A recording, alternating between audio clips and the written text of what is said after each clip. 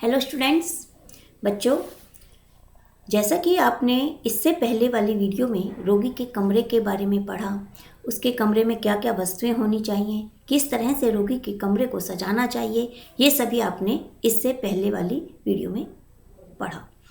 तो आज हम पढ़ेंगे कि रोगी के कमरे की सफाई किस प्रकार करनी चाहिए। ठीक है ना, क्योंकि रोगी के कमरे की सफाई होना भी बहुत ही आवश्यक है। गंदा कमरा रोगी के लिए नहीं होना चाहिए, साफ सुथरा कमरा होना चाहिए। ठीक है ना, तो ये है हमारा बच्चों रोगी के कमरे की सफाई। गंदगी सदैव ही रोग को बढ़ावा देती है, अतः वैसे तो घर के सभी कमरों की सफाई आवश्यक है, किंतु रोगी के कमरे की सफाई अत्यंत आवश्यक व अनिवार्य है। रोगी का कमरा जितना स्वच्छ रहेगा, रोगी को उतना ही शीघ्र स्वास्थ्य लाभ कराने में सहायता मिलेगी। स्वच्छता मन को भी प्रसन्न करती है। कमरे की प्रत्येक वस्तु को प्रतिदिन झाड़ पोंछ कर साफ करना चाहिए। फर्श की सफाई, बिस्तर, पर्दे आदि की सफाई करनी भी आवश्यक है। रोगी के कमरे में जितनी भी वस्तुएं रखी जाएं, चाहे वे आवश्यकता की हो या सजावट की, उनकी धूल इत्यादि को प्रतिदिन साफ करना चाहिए। साफ करते समय कमरे में धूल इत्यादि नहीं उठनी चाहिए, क्योंकि इससे रोगी को दिक्कत होती है। तो रोगी का जो कमरे में जो वस्तुएं होती हैं उन्हें प्रतिदिन झाड़ पोंछ करना चाहिए, ताकि उसमें वहाँ धूल मिट्टी ना रहे।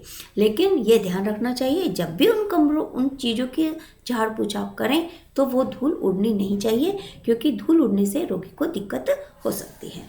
फिर है फर्श की सफाई प्रतिदिन होनी चाहिए।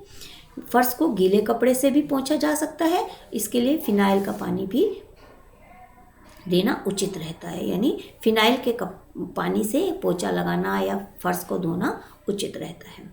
फर्श पर कीटाणु, जिससे कि फर्श पर कीटाणु नहीं पनपेंगे। इस प्रकार रोगी के कमरे में पर्दे, बेड कवर, अन्य कपड़े सूती होने चाहिए, जिससे कि उन्हें गर्म पानी से धोया जा सके। कमरे की दीवारों पर जाले व अन्य कीड़े मकोड़े नहीं रहने चाहिए।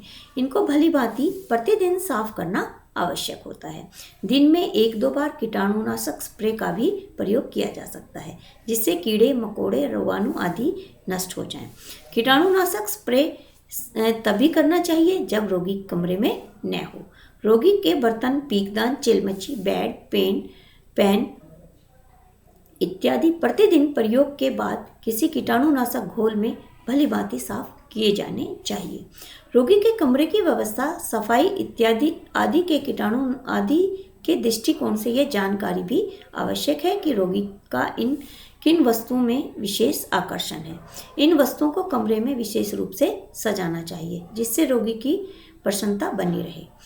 तो रोगी के लिए यह बहुत ही आवश्यक है कि रोगी के जो कमरा है में जो पीकदान वगैरह जो रखा जाता है, उनकी भी प्रतिदिन सफाई करें, और ताकि उसमें कोई कीटाणु ना पनपे। दीवारों पर कोई कीड़े मकोड़े या फिर जाले आदि नहीं होने चाहिए। तो इन सब चीज़ों का भी ध्यान रखना आवश्यक होता है। इसके साथ ही फूल या अन्य प्रकार के फूलों की सजावट कमरे में प्रसन्नता और आकर्षक प्रकट करती है। फूलों को प्रतिदिन बदलना चाहिए। रात्रि के समय फूलों या पौधों को कमरे से हटा देना चाहिए, क्योंकि ये दूषित वायु न पनपने पाए कमरे में, ताकि। ठीक है बच्चों, तो ये बहुत ही आवश्यक होता है। फिर है रोगी के कमरे में प्रकाश की व्यवस्था, क्योंकि रोगी के कमरे में प्रकाश का आना भी आवश्यक होता है। जैसे धूप का आना भी आवश्यक है। इसके अलावा लाइट का भी इंतजाम सही प्रकार से होना चाहिए। रोगी के कमरे में दिन के समय धूप का आना अत्यंत आवश्यक है। धूप अनेक रोगाणुओं को नष्ट करने के लिए एक कीटाणुनाशक की तरह कार्य करती है। यदि रोगी के शरीर को प्रातःकाल धूप प्राप्त हो जाए तो उसे इससे स्वास्थ्य लाभ में सहायता मिलेगी। यहाँ ये बताना उचित है कि सूर्य की किरणें से हमारे शरीर में विटामिन डी का निर्माण होता है। जैसे कि आपको भी पता है कि सूर्य की किरणों से किस चीज़ का निर्माण होता है, विटामिन डी का। तो रोगी के लिए इस उद्देश्य से भी लाभदायक है। ध्यान रहे, रोगी के कमरे में तीव्र प्रकाश और चकाचौंध करने वाला प्रकाश कभी नहीं होना चाहिए। यदि बिजली का कनेक्शन हो तो हल्के दूधिया रंग का बल्ब लगाया जाए, और यदि बिजली न हो तो तेल जलने वाला दीपक या लालटेन जलाई जा सकती है। इसकी लो कम रखनी चाहिए जिससे उसका कच्चा धुआं न बनने पाए। ये रोगी के लिए पर्याप्त दूरी में रखी जानी चाहिए। दिन के समय कमरे में सूर्य का तेज प्रकाश आवश्यकतानुसार तथा व्यवस्थित रूप से आ सके, इसके लिए पर्दों का प्रयोग भी किया जाना चाहिए। रोगी के कमरे में प्रकाश की व्यवस्था इस प्रकार होनी चाहिए कि यह न तो गृह परिचारिका के कार्य में बाधा डाले और न ही रोगी के आराम में व्यवधान उत्पन्न करे। सामान्यतः प्रकाश रोगी के पीछे से ही आना चाहिए। तो इन सब चीज़ों का एक परिचारिका को ध्यान रखना चाहिए कि रोगी के कमरे में प्रकाश की कैसी व्यवस्था हो। एक तो धूप का आना बहुत ही आवश्यक होता है बच्चों, और दूसरा जो है उसके जो लाइट का इंतजाम हो वह भी मतलब तेज़ लाइट ना हो बल्कि हल्की लाइट हो, ताकि रोगी आराम से उसमें आराम कर सके और उसे कोई दिक्कत परेशानी ना हो। और लाइट नहीं है तो लालटेन हो तो उसे भी मंदा रखें, ताकि मंदा रखने से ये फ़ायदा होता है कि उसका जो धुआं है तेल का कच्चा धुआं वो ना छोड़े, जो कि रोगी को नुकसान पहुंचा सकता है।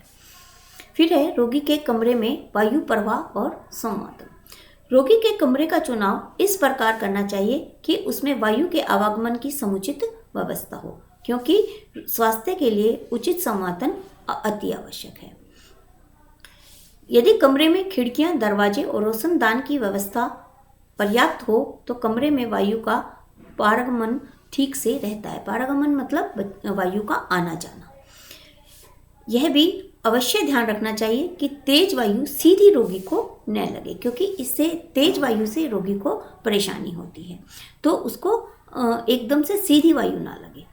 तो इसके लिए परिचारिका को ध्यान रखना चाहिए कि उसका बिस्तर ऐसे स्थान पर लगाए। इसके लिए उसके कमरे में खिड़कियों का सीधा नहीं खोलना चाहिए, वरन उसका तिरछा करके खोलना उचित रहता है। और गर्मी के मौसम में रोगी को गर्म वायु से भी बचाना आवश्यक होता है। इसके लिए आवश्यकतानुसार घास की पट्टियाँ, कूलर, पर्दे इत्यादि लगाए जा सकते हैं। जैसे जो आपके कूलर में जो लगते हैं ना वो खसखस, उसको लगाया जाता है।